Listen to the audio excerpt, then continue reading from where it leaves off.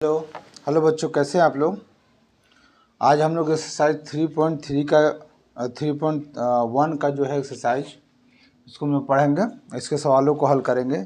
यहाँ पे जो है कुछ आकृति बनाई गई है। देखिए ध्यान से, किताब निकाल लीजिए, आप लोग भी देख सकते हैं।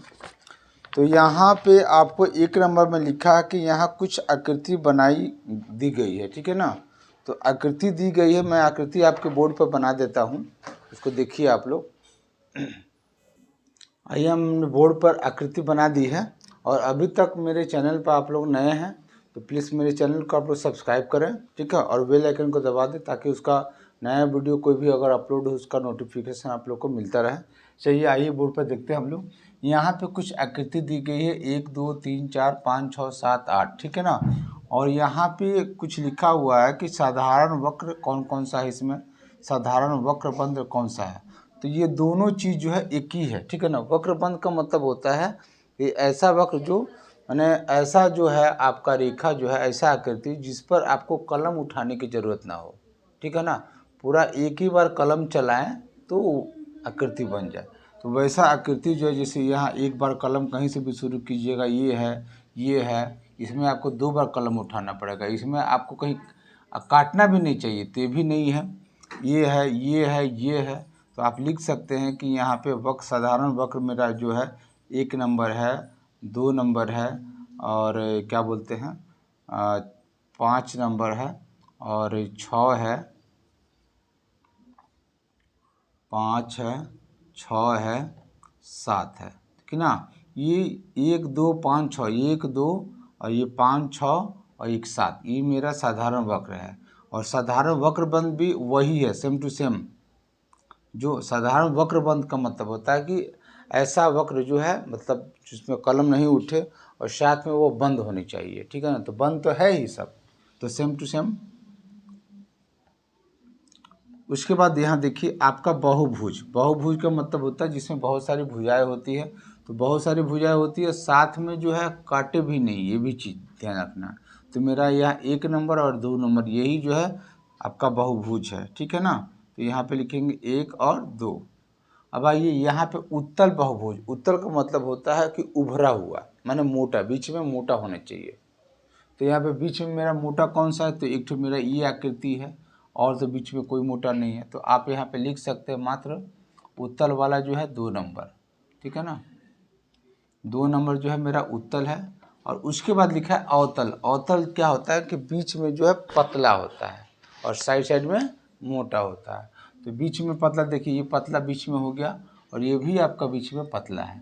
तो आप 1 नंबर और 4 नंबर लिख सकते हैं, 1 और 4। तो ये आपका आकृति है, इसका समझ में। और इसमें चैप्टर में कुछ खास बात और भी दी हुई है। सबसे पहले उत्तल और अवतल के बारे में तो मैंने आपको समझा दिया यहाँ किताब में। उत्तल का मतलब होता है कि बीच में जो मोटा आकृति हो और साइड में पतला हो, उसको हम लोग उत्तल यानी कि कॉन्वेक्स, ठीक है ना। और उसके बाद कॉनकेव मतलब अवतल होता है। कॉनकेव मतलब अवतल, जिसे कहने का मतलब बीच में पतला हो और साइड साइड में मोटा, उसको हम लोग अवतल कहेंगे, ठीक है ना। और साथ में आता है एक सम बहुभुज और विषम बहुभुज। चैप्टर में जैसे पढ़ाते समय वो आया है, इसलिए आप लोग इससे चर्चा करना जरूरी है किताब में। देखिए सम बहुभुज और विषम बहुभुज। तो यहाँ पे मैं चित्र में दिखा रहा हूँ किताब में आपका, ये सम बहुभुज है। मतलब सम बहुभुज, सम का मतलब होता है बराबर, और बहुभुज माने भुजा। और वो जो है बंद होनी चाहिए। क्या होनी चाहिए? बंद होनी चाहिए। तो सम बहुभुज में सबसे पहले देखिए समबाहु त्रिभुज है, उसके बाद वर्ग है, उसके बाद पंचभुज है, उसके बाद आपका यहाँ पे षटभुज है। मतलब कितना भी भुजा हो, मिनिमम आपका 3 भुजा एक बहुभुज के लिए चाहिए, ठीक है ना। और बहुभुज में क्या होता है कि जो भुजा होगा वो भुजा बराबर होंगे। तो सबसे छोटा जो होता है वह जो सबसे तीन भुजा की कम से कम बहुभुज बना सकते हैं, जिसको हम त्रिभुज बोलते हैं। उसके बाद उसमें क्या होता है कि कोण भी आपके बराबर होते हैं और भुजा भी बराबर होते हैं सम मामले में।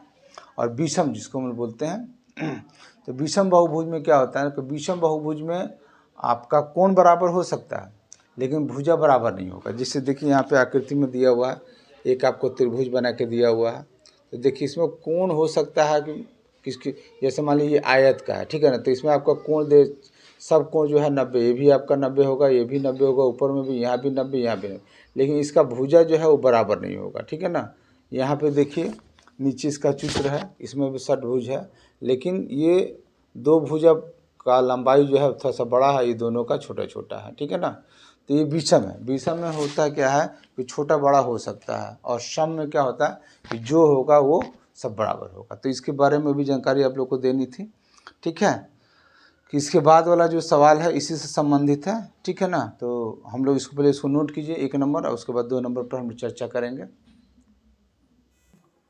देखिए 2 नंबर में लिखा हुआ कि समबाहुभुज क्या है। तो सम मतलब हमने बताया कि मतलब कि सम मतलब बराबर होता है, और बहुभुज माने बहुत सारी भुजा होगी लेकिन सम होगी। तो समबाहुभुज में क्या है कि भुजा जो होती है समबाहुभुज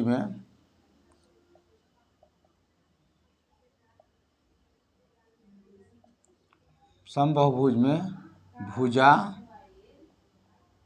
और कोण, सभी भुजाएं, जो भी जितना भी भुजा होगा सभी भुजाएं बराबर होती है।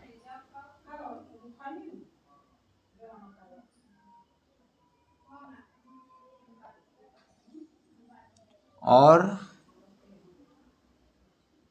सभी कोण भी आपके क्या होते हैं, बराबर होते हैं।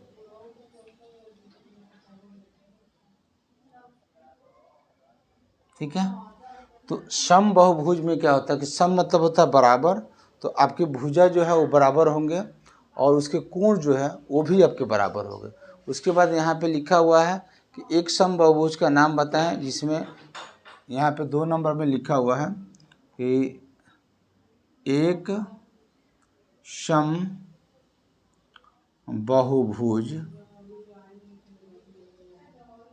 का नाम बताएं।